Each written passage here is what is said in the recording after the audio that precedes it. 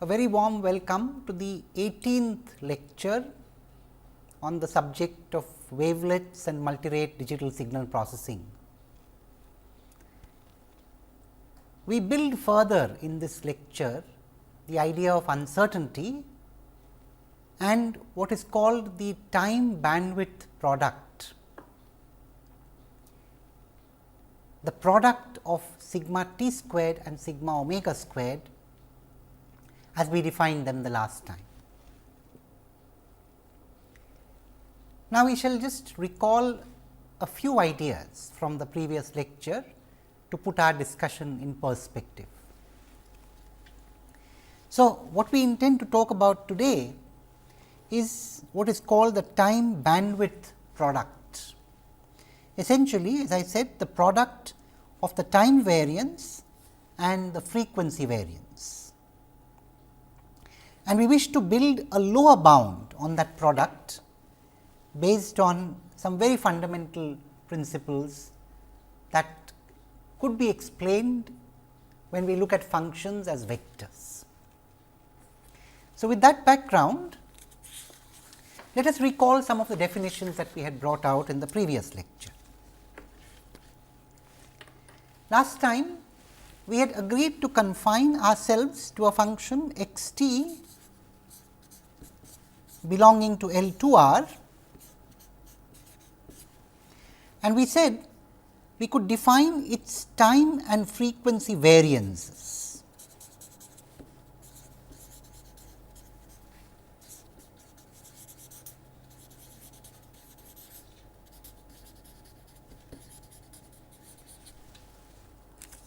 In fact, the time variance was first defined by choosing what is called the time center. So, the time center t 0 was defined according to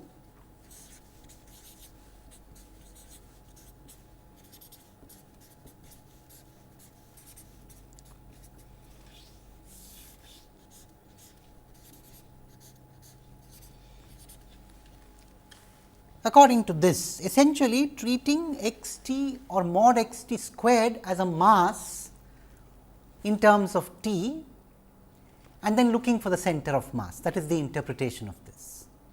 And we assume this center was a finite number. I mean, that is a reasonable assumption in almost all cases that we will talk about. From the time center, we define the time variance. So, time variance was given by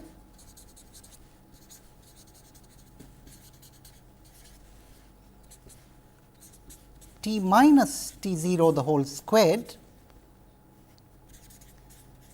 mod x t squared d t integrated over all time divided by the integral of mod x t squared.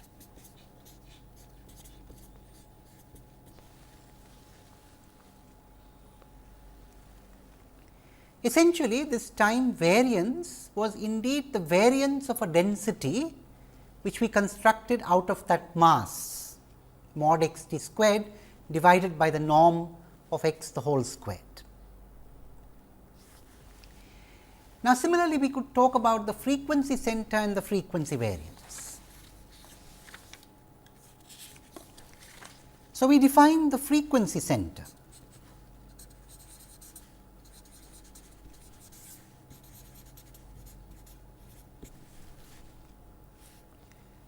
To be capital omega 0 given by minus to plus infinity integral omega mod x cap omega the whole squared divided by the norm x cap squared. Again, we assume the frequency center is finite, which is of course always, almost always the case. There is no problem. And we also noted that for a real x t, this frequency center is 0. So, we said if x t is real,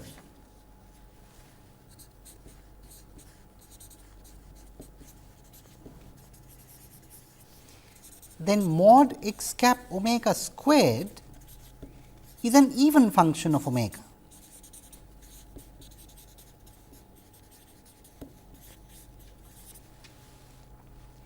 And that implies that omega naught is 0 because of symmetry.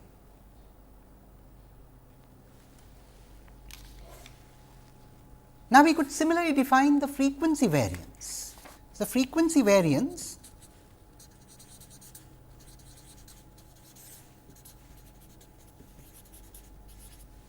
sigma omega squared, so to speak,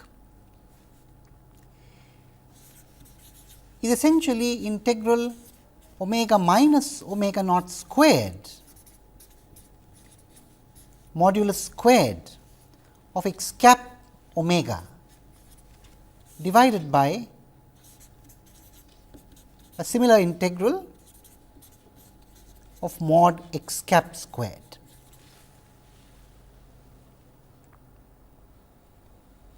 So, once again the frequency variance is like a variance on the density constructed out of the modulus squared of the Fourier transform. Now, let us see what happens when we shift a function in time. As we expect, when we shift a function in time, there is no change in the magnitude of the Fourier transform. In fact, all that happens is that the center shifts. So, effect of shifting in time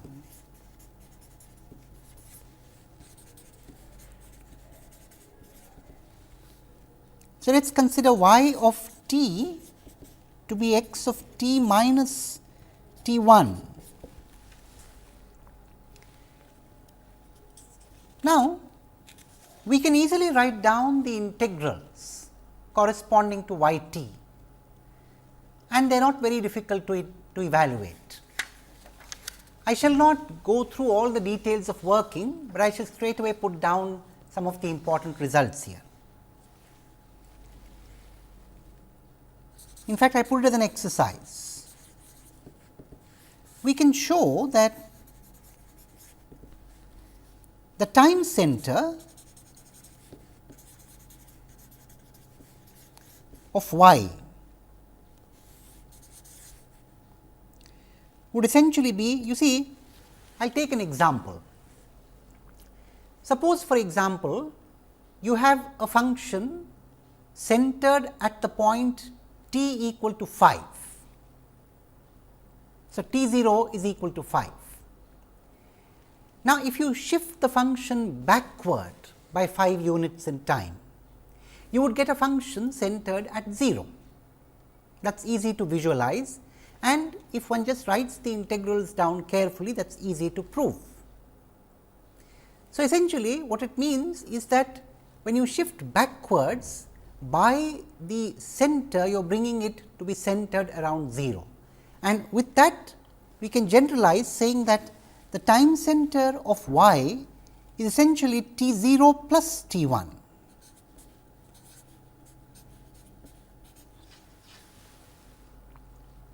So, for example, if t 1 is equal to minus t 0, then the center of y would be 0. Anyway, so one can show that the time center of y is 0, the time variance of y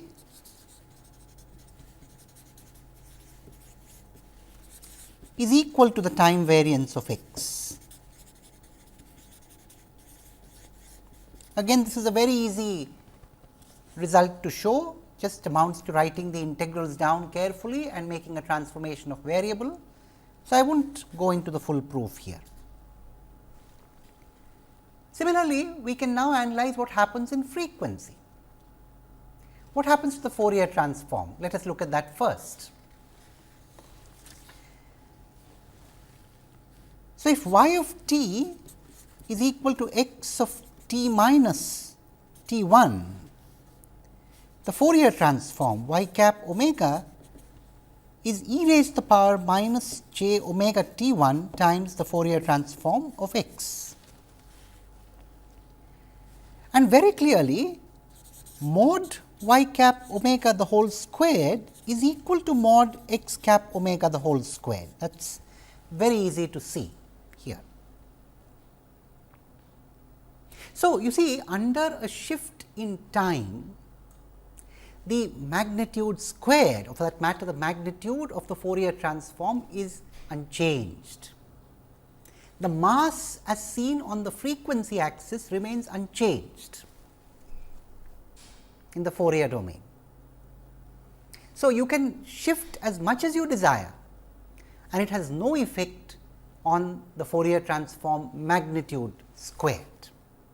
As you can see, it affects the phase, but not the magnitude, and the phase is not of consequence to us as far as the center and the variance are concerned. So, anyway, with that we have understood what happens when we shift. Now, let us take the dual operation of shifting, namely modulation. So, in fact, let us look at it as a shift in the frequency domain.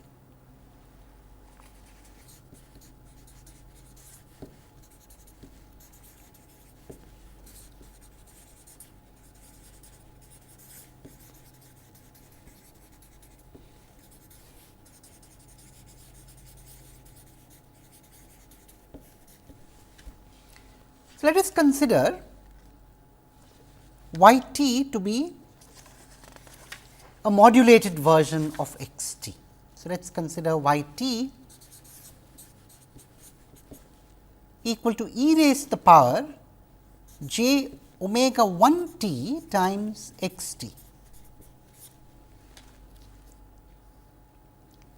Now, of course, it is very easy to see the Fourier transform y cap omega is x cap omega minus omega 1. You will recall that this idea is used in amplitude modulation, or for that matter in frequency modulation, in communication engineering. When we shift a signal on the frequency axis, we are modulating in time. Now, of course, here we are talking about modulation by a complex exponential. If we modulate by a sine wave, we are essentially modulating by two complex exponentials and adding up these two modulated signals, just to put the idea of modulation in perspective. Anyway, coming back to this, so when we modulate with e raised to the power j omega 1 t, we essentially shift on the omega axis, as we have done here. So, y cap omega is x cap omega minus omega 1, and of course, it is again easy to work out the following exercise. The time center of y is equal to the time center of x.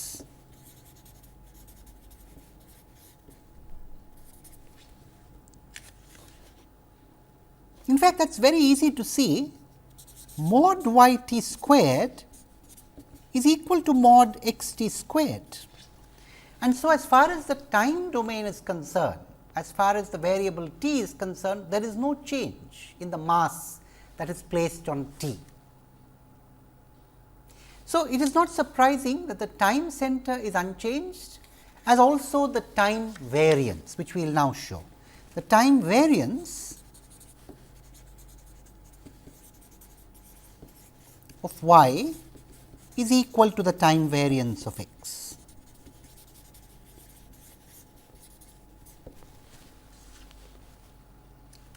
What about the frequency variance and the frequency center? That goes exactly dual to what happened when we shifted in time. So, frequency center, the frequency center of y is now going to be the frequency center of x plus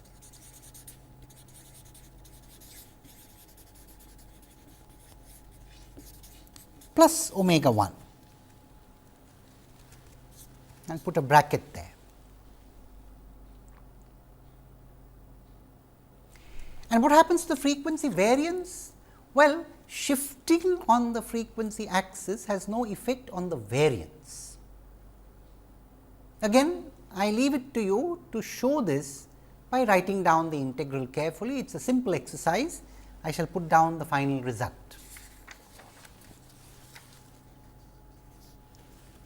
So, the frequency variance